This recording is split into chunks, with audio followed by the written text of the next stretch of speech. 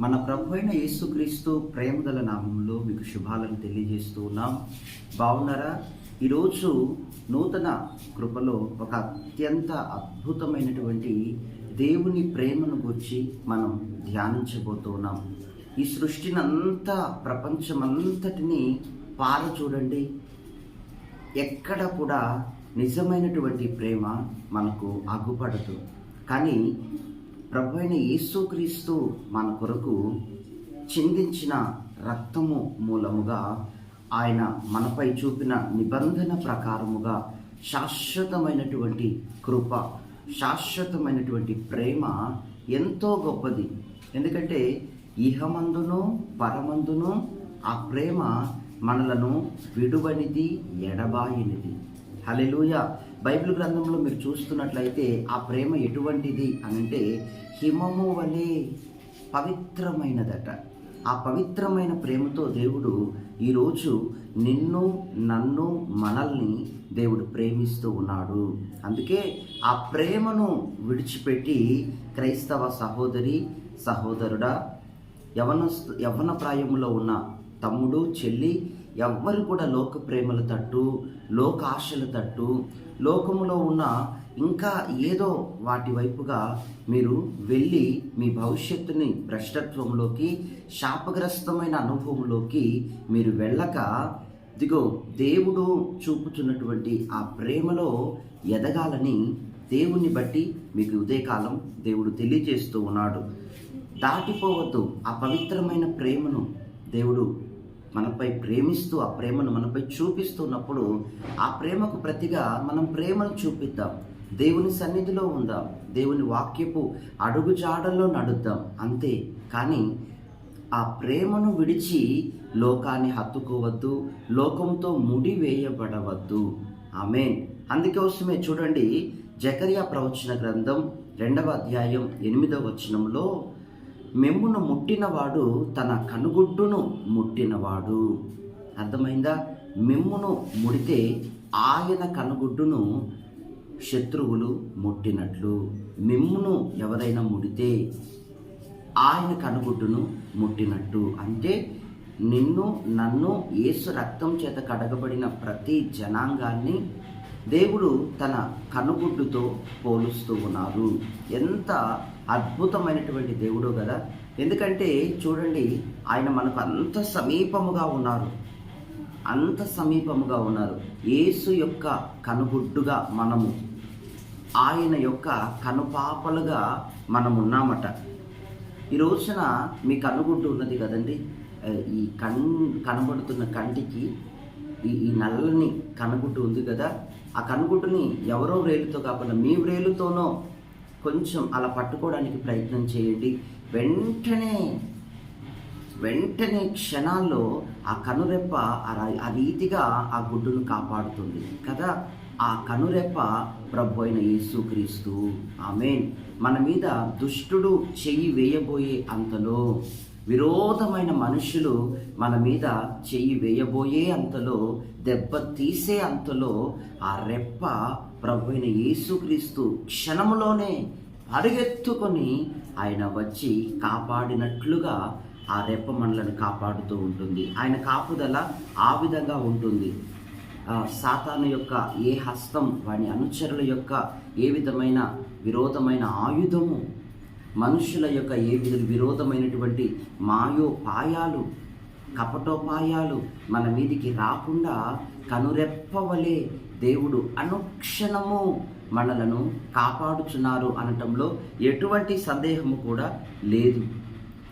ఆయన కాపాడే దేవుడుగా ఉంటూ ఉన్నారు. అందుకే ఆయన అంటాడు, మీరు నా కనుపాపలు. మీకు ఏదైనా అపాయం సంభవించేంత లోపే నేను వచ్చి మిమ్మల్ని కాపాడతాను.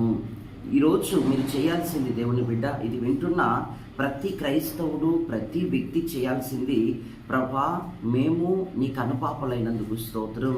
ఒక రెప్పవలే కనుగుడ్డును రెప్ప ఏ విధంగా కాపాడుతుందో ఆ రీతిగా క్షణములోనే మీరు మమ్మలను కాపాడుతున్నారే, అందుకొరకు స్తోత్రము అని మీరు అన్నీ ప్రార్థించుచున్నప్పుడు దేవుడు మురిసిపోబోతున్నాడు, దేవుడు సంతోషించబోతున్నాడు.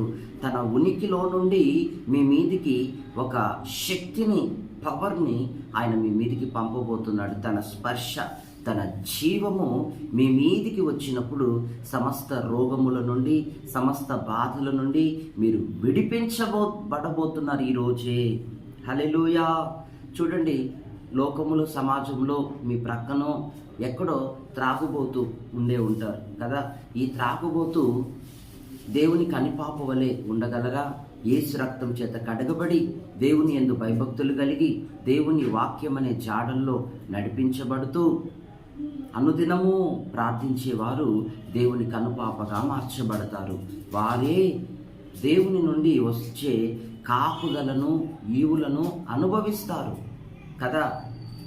త్రాగుబోతు కానీ, బీడీ త్రాగే వ్యక్తి కానీ, సిగరెట్ కాల్చే వ్యక్తి కానీ, లేకపోతే మద్యపానీయాన్ని సేవించే వ్యక్తి కానీ, ప్రభుత్వం చేత నిషేధింపబడిన వాటిని అవలంబించే వ్యక్తులు కానీ, ప్రభుత్వ రూల్స్కు వ్యతిరేకంగా పనిచేసే మనుషులు కానీ, హల్లెలూయా, దేవుని ఆత్మకు వారు విరుద్ధంగా ప్రవర్తిస్తూ ఉన్నారు. వారు ఎన్నటికీ దేవుని బిడ్డలు కాలేరు. హల్లెలూయా. మీరు యేసు రక్తం చేత కడగబడి దేవుని యందు భయభక్తులు కలిగి వాక్యాన్ని అనునిత్యం ఎదుట ఉంచుకొని మీరు నడిపించబడితే దేవుడు అంటున్నారు, మీరు నా కనుపాపలు, నేను మీకు వెంటనే సహాయం చేస్తాను. ఎటువంటి లోకములో ఎటువంటి భయోత్పాతాలు జరిగినను మీరు భయపడరు. ఏ విధమైన భయం, ఆందోళన, కలవరము మీ హృదయములోకి రాదు, చోటు చేసుకోలేదు.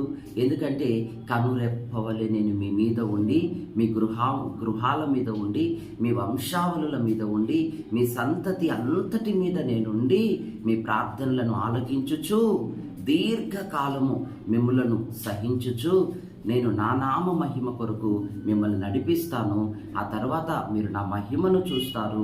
సియోను, యెరూషలేము అనే మహిమ గల పట్టణములలో మీరు చిరస్థాయిగా నాతో కలిసి జీవించటానికి అనుమతిని కూడా పొందుతారు అని దేవుని వాక్యం మనతో ఉదయకాలం మాట్లాడుతుంది. ప్రియ దేవుని బిడ్డ, ఎక్కడున్నావు? ఏం చేస్తున్నావు?